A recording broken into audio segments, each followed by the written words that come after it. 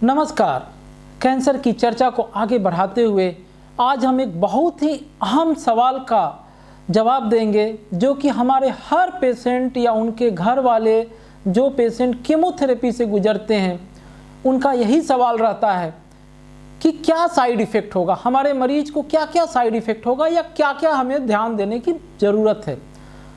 तो कीमोथेरेपी से होने वाले साइड इफ़ेक्ट्स को मैं 3 भाग में बांटूंगा। एक जो कि शुरुआती 5 दिनों में होता है कीमोथेरेपी लगने के बाद, दूसरा कि जो कि 5 से 15वें दिन तक होता है आम तौर पे, तीसरा कि जो जनरलाइज्ड होता है पूरे साइकिल में चलता है।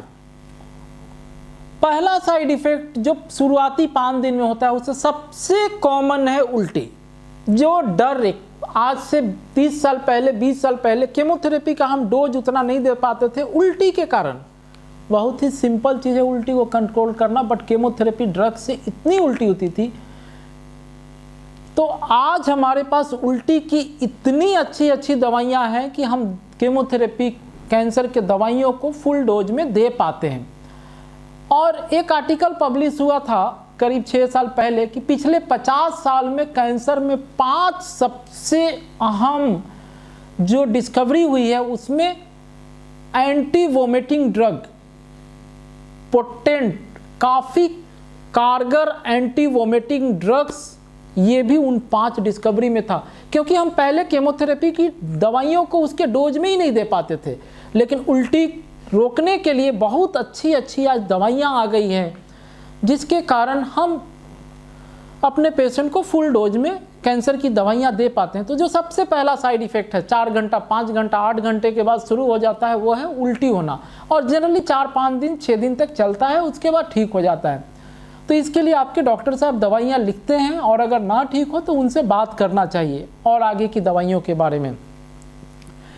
उसके अलावा है कमजोरी होना, देह हाथ में दर्द रहना, किसी किसी कैंसर की दवाइयों से बहुत ज़्यादा दर्द होता है, भूख कम लगना, मुंह में छाला पड़ना,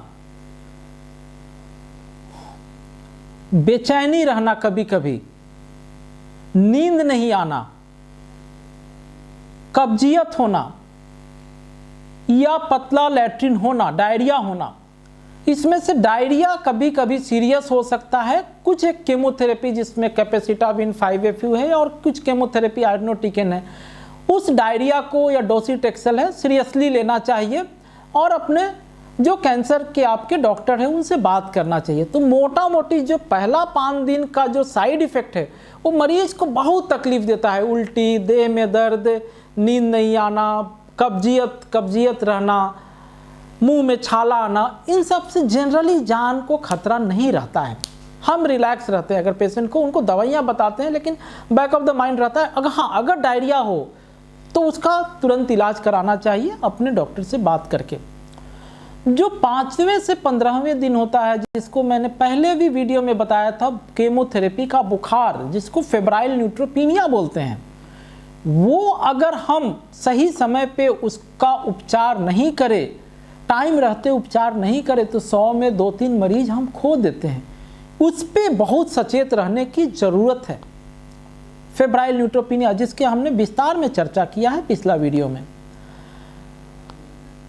इसके अलावा 5 दिन के बाद हीमोग्लोबिन कमना, प्लेटलेट कमना, WBC कमना, ये सब हो सकता है। तो इसके लिए ब्लड चढ़ाने की ज़रूरत पड़ सकती है, कभी कभी प्लेटलेट चढ़ाने की ज़रूरत पड़ती है। प्लेटलेट में बहुत ज़्यादा टेंशन नहीं लेना है, इस पर मैं एक अलग पूरा टॉपिक बनाऊंगा। हम प्लेटलेट जनरली चढ़ाते हैं, जो गाइडलाइंस है या तो 20,000 के नीचे हो या कहीं ब्लीडिंग हो, ये नहीं कि 30, 35, 40 है और पेशेंट हेल्दी है तो पैनिक होकर चढ़ाना है।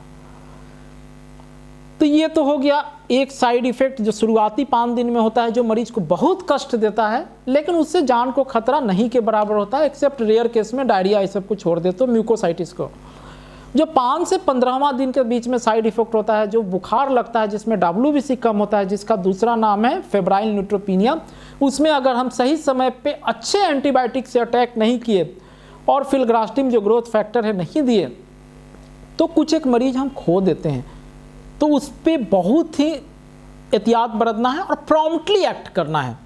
आप अगर यहाँ से पूर्णिया में भी हैं, सिवान में भी हैं, 200 किलोमीटर दूर में भी है, तो कोई भी ब्रॉड स्पेक्ट्रम एंटीबायोटिक्स अपने लोकल डॉक्टर साहब को, अपने डॉक्टर साहब से बात करा के शुरू करा दीजिए जब तक आप अपने कैंसर सेंटर पे आते हैं। 2 हो गया, पहला से 5वां, 5वां से 15वां दिन। 5वां से 15वां दिन में जो बुखार है वो जानलेवा हो सकता है, हीमोग्लोबिन सब की कमी को ठीक करे, प्लेटलेट की कमी को देख सकते हैं। इसके अलावा कुछ कॉन्स्टिट्यूशनल साइड इफेक्ट्स होता है, जो अगर मान लीजिए कि 6 महीने का केमोथेरेपी है, 4 महीने का है, तो उसमें मोटा मोटी ऊपर नीचे होते रहेगा। एक है बालों का झड़ना, कुछ एक केमोथेरेपी से बाल झड़ते हैं। याद रखिए ये टेम्प्रोरी झड़ता है, जैसे ही आपका केमोथेरेपी खत्म होगा उसके बाद शायद आपके जो बाल थे उससे और अच्छे बाल आए। इसके अलावा हाथों में रंग बदलना, हाथ का, मुंह का, जीभ का, दांत का रंग बदलता है कुछ केमोथेरेपी से, ये भी टेम्प्रोरी होता है।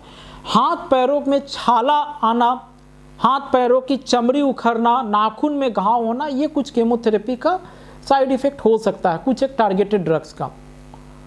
कुछ एक केमोथेरेपी है जो अगर यंग पेशेंट्स को दे रहे हैं तो उसमें इनफर्टिलिटी भी कर सकती है। अगर यंग पेशेंट है, उनका फैमिली कंप्लीट नहीं हुआ है, तो वैसे केस में उसका स्पर्म या ओवम को प्रिजर्व करवा लेना चाहिए, क्योंकि ये कभी कभी इनफर्टिलिटी भी कर सकती है।